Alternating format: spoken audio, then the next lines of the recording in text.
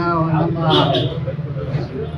ಲೋಕೇಶ್ ಅಂತ ಇಂಜಿನಿಯರ್ ಇದ್ದಾರೆ, ಅವ್ರಿಗೆ ಯಾವುದೋ ಕೆಲಸ ಕೇಳಿದರೆ ಕೆಲಸ ಕೇಳೋ ವಿಷಯದಲ್ಲಿ ಅವ್ರು ಕೆಲಸ ಮಾಡಬೇಕಾಗಿತ್ತು ಹೇಳಬೇಕಾಗಿತ್ತು ಕೌನ್ಸಿಲರ್ ಧರ್ಮ, ಮಾಡಬೇಕಾಗಿತ್ತು ಅವ್ರ ಧರ್ಮ. ಅದೇ ರೀತಿ ನೀತಿ ಇದೆ. ಕೆಲಸ ಕೇಳಕ್ಕೆ, ಕೆಲಸ ಹೇಳಕ್ಕೆ, ನಡವಳಿಕೆಗೆ ಒಂದು ರೀತಿ ನೀತಿ ಇದೆ. ನಮ್ಮ ಲೋಕೇಶ್ ಅವ್ರಿಗೆ ಕೆಲಸ ಕೇಳಬೇಕು. ಅದ್ಬಿಟ್ಟು ಅವಾಚ್ಯ ಶಬ್ದಗಳಿಂದ ಜಾತಿ ನಿಂದನೆ ಮಾಡಿ ಏಕವಚನದಲ್ಲೆಲ್ಲ ಮಾತಾಡಿರೋದು ಅದು ತಪ್ಪು. ಯಾರೇ ಕೌನ್ಸಿಲರ್ ಮಾತಾಡಲಿ, ಸಾರ್ವಜನಿಕರು ಮಾತಾಡಲಿ, ಒಬ್ಬ ಅಧಿಕಾರಿಗೆ ಏಕವಚನದಲ್ಲಿ ಮಾತಾಡೋದು, ಜಾತಿ ಹಿಡಿದು ಮಾತಾಡೋದು, ಎಕ್ಕಟ್ಟು ಮಾತಾಡೋದು ಅದೆಲ್ಲ ತಪ್ಪು. ಅದ್ರ ವಿರುದ್ಧ ಇವತ್ತು ನೌಕರರೆಲ್ಲ ಹೋರಾಟ ಮಾಡ್ತಾ ಇದ್ದಾರೆ. ಅವ್ರ ಹೋರಾಟಕ್ಕೆ ನಾನು ಸಹ ಬೆಂಬಲ ಕೊಟ್ಟು ಅವ್ರ ಜೊತೆಲಿ ಇದ್ದೀನಿ.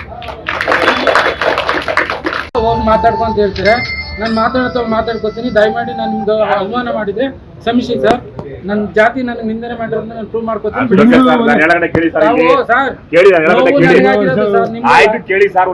ನೋಡಿದೀರಾ ಸರ್ ವಿಡಿಯೋನ? ನೋಡ್ತೀರಾ ಸರ್? ಒಳಗಡೆ ತೆಗಿಸಿ ನೋಡಿ.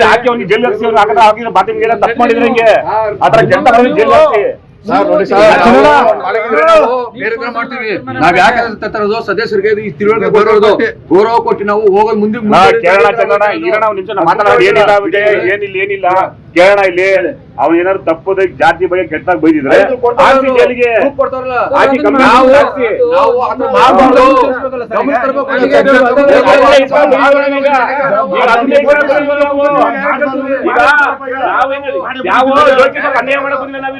ನಗರಸಭೆಯಲ್ಲಿ ನಮ್ಮ ಇಂಜಿನಿಯರು ಲೋಕೇಶ್ ಮೇರೆಗೆ ಏನು ಹಲ್ವೆ ನಡೆದೈತೆ ಅದಕ್ಕೆ ನಾವು ವಿರೋಧ ಮಾಡ್ತೀವಿ. ಈ ಹುಣಸೂರು ನಗರಸಭೆ ಹೆಂಗೆ ಅಂದರೆ ಅಧಿಕಾರಿಗಳು ಮತ್ತು ಸದಸ್ಯರುಗಳು ಎಲ್ಲರೂ ಒಂದು ಮನೆ ಜನ ಇದ್ದಂಗೆ. ನಾವು ಅವರು ಎಷ್ಟು ಚೆನ್ನಾಗಿ ಹೊಂದಾಣಿಕೆ ಮಾಡ್ಕೊಂಡು ಹೋಯ್ತೀವಿ ಅಷ್ಟು ಒಳ್ಳೇದಾಯ್ತದೆ. ಇವತ್ತು ನಾವು ಇರ್ತೀವಿ, 5 ವರ್ಷಕ್ಕೆ ಇರ್ತೀವಿ, 5 ವರ್ಷಕ್ಕೆ ಅಧಿಕಾರ ಮುಗೀತದೆ ಅನ್ನಷ್ಟು ನಾವು ಏನೇ ಬಂದರೂ ಅಧಿಕಾರಿಗಳ ಹತ್ರ ನಮಗೆ ನಾವು ಅವ್ರಿಗೆ ಗೌರವ ಕೊಟ್ಟರೆ ಅವ್ರು ನಮಗೆ ಗೌರವ ಕೊಡ್ತಾರೆ. ಈ 5 ವರ್ಷದಲ್ಲಿ ಅಧಿಕಾರ ಇರ್ತದೆ, ಆಮೇಲೆ ನಾವು ಮಾಗಿಗಳೇ ಗೆದ್ರೆ ಮುಂದೆ ಬರ್ತೀವಿ, ಇಲ್ಲಾಂದ್ರೆ ಇಲ್ಲ.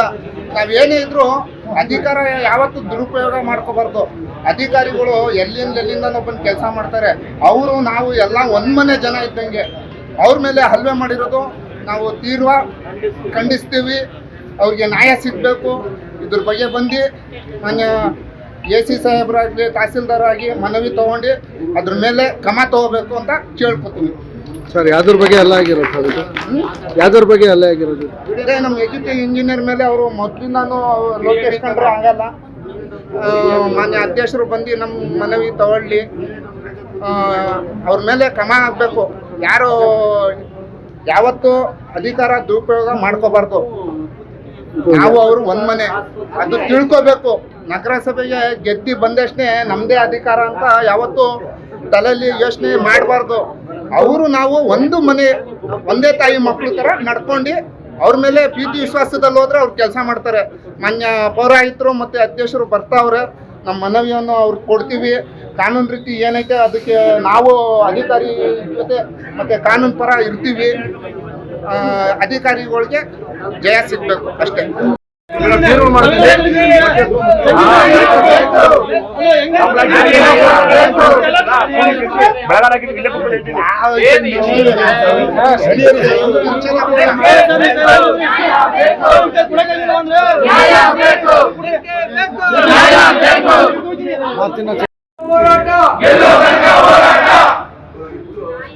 ನೌಕರರ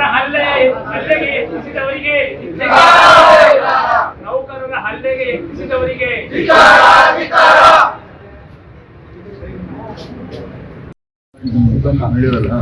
ಹಿರಿಯ ಅಭಿಯಂತರರಿಗೆ 12ನೇ ವಾರ್ಡಿನ ಸದಸ್ಯರಾದಂಥ ವಿವೇಕಾನಂದರವರು ಅವಾಚ್ಯ ಶಬ್ದಗಳಿಂದ ನಿಲ್ಲಿಸಿ ಏನು ಇವತ್ತು ಅವರು ನಿನ್ನೆ ದಿನ ಮಾಡಿದರೆ ಆ ಘಟನೆಗೆ ಸಂಬಂಧಪಟ್ಟಾಗೆ ನಮ್ಮ ಇಂಜಿನಿಯರವರು ನಮ್ಮ ಸಂಘಕ್ಕೆ, ತಾಲೂಕು ಪೌರಸೇವಾ ನೌಕರ ಸಂಘಕ್ಕೆ ಮನವಿನ ಕೊಟ್ಟರು. ಆ ಮನವಿ ಆಧಾರದಲ್ಲಿ ನಾವು ಈ ದಿನ ಬೆಳಗ್ಗೆ ಸಂಘಟನೆಯವರೆಲ್ಲ ಸೇರಿ ಮಾನ್ಯ ಅಧ್ಯಕ್ಷರಿಗೂ ಸಹ ಅವ್ರ ಗಮನಕ್ಕೂ ಸಹ ತಂದಿದ್ದೀವಿ.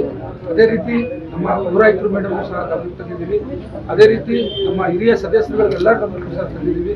ಈ ವಿಚಾರ ಏನಂತ ಹೇಳಿದ್ರೆ, ನೌಕರರಿಗೆ ಕರ್ತವ್ಯಕ್ಕೆ ಅಡ್ಡಿಪಡಿಸಿರುವಂಥದ್ದು ಮತ್ತು ಲೋಕೇಶ್ ಸರ್ ಬರ್ಕೊಟ್ಟಿರೋ ರೀತಿ ಪ್ರಕಾರ ಅವ್ರಿಗೆ ಜಾತಿ ನಿಂದನೆ ಮಾಡಿದ್ದಾರೆ ಅನ್ನೋ ಥರದಲ್ಲಿ ಅದು ಕಂಪ್ಲೇಂಟ್ ಬಂದಿದೆ.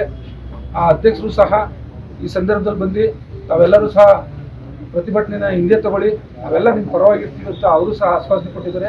ಅದೇ ರೀತಿ ಪೌರಾಯುಕ್ತರು ಮೇಡಮ್ ಅವರು ಸಹ ಬಂದು ದಯವಿಟ್ಟು ನೀವು ಕರ್ತವ್ಯಕ್ಕೆ ಬನ್ನಿ, ನಾವು ಕಾನೂನು ಪ್ರಕಾರ ಏನು ಕ್ರಮಗಳನ್ನ ತಗೋಬೇಕು ತಗೋತೀನಿ ಅಂತ ಹೇಳಿದರೆ ಎಲ್ಲ ಸದಸ್ಯರು ಸಹ ನಮಗೆ ಬೆಂಬಲವನ್ನು ಸಹ ಕೊಟ್ಟಿದ್ದಾರೆ.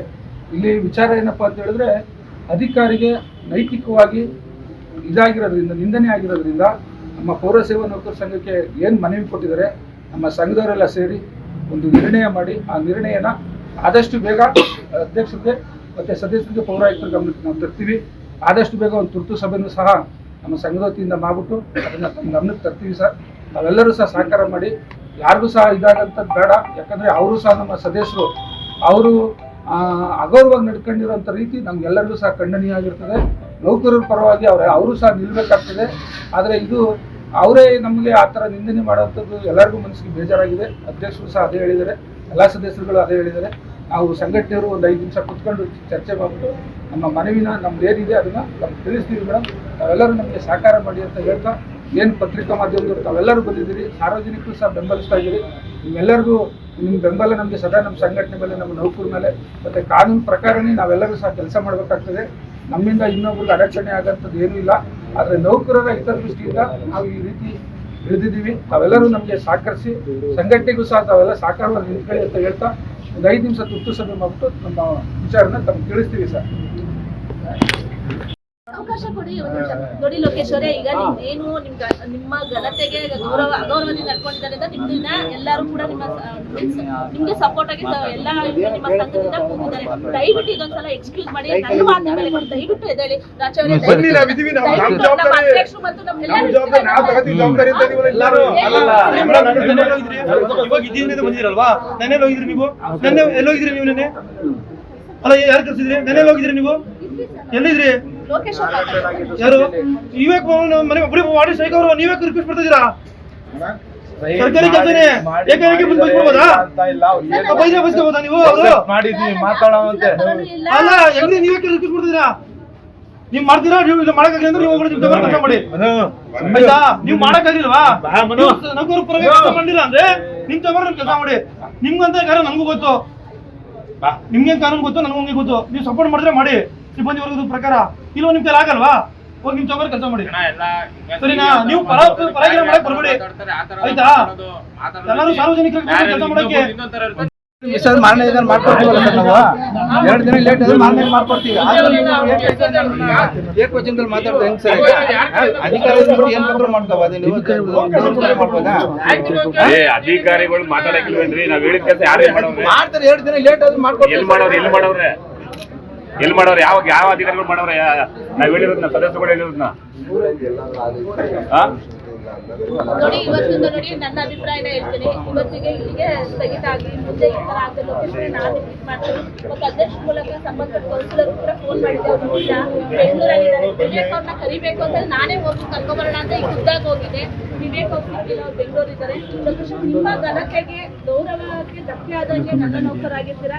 ನಿಮಗೂ ಕೂಡ ಒಳ್ಳೆ ರೀತಿ ನಡ್ಕೊಳ್ಳೋದು ನನ್ನ ಕರ್ತವ್ಯ ಆಗಿರುತ್ತೆ.